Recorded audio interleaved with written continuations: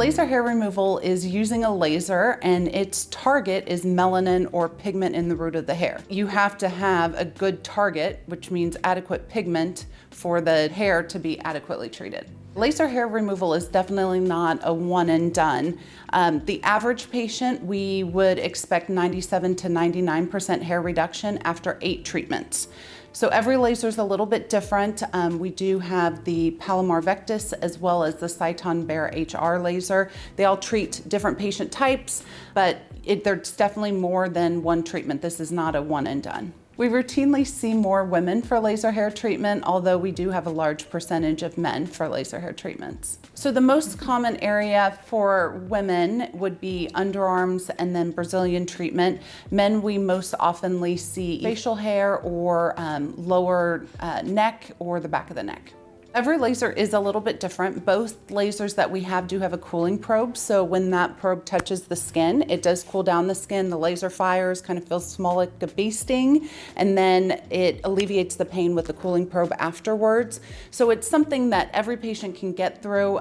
There are other things that we can add to help with comfort. We could add ice. We also have something called a Zimmer cooler that can help cool down the skin, but this is something that patients can easily tolerate it. Probably just consider it like a small bee sting.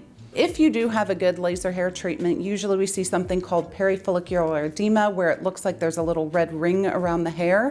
That means you've had a positive treatment. It's not required for every treatment, but the hair follicle at that point, you wouldn't want to get like in a dirty lake, or you would want to make sure that you're staying out of an environment that could possibly grow bacteria in the area that could cause a folliculitis. Really, the main inhibiting factor with laser hair removal is sun exposure. So it's more pre-treatment, but also post-treatment. Post-treatment, you want to make sure that you're not in immediate sun, or if you are out in the sun, that you're wearing sunscreen, at least an SPF 30. On that front end, you really want to make sure that there's nothing on your skin that could be that could change the color of your skin. So that could be sun exposure, so a suntan, sunless tanners, spray tan, anything that can add pigment to your skin. You're much more susceptible to burning during the laser treatment. Prices definitely have gone down since the procedure was developed in the mid-90s.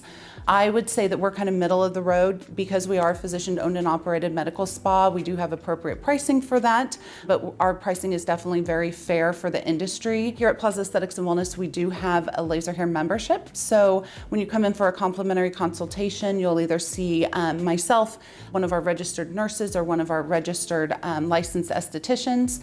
And at that point, we'll discuss what we would recommend for your treatment process. Routinely, that's 8 laser hair treatments. With our membership, you would pay for 6 treatments, you get 2 free, and then we could break that payment up into 12, 18, or 24-month payments.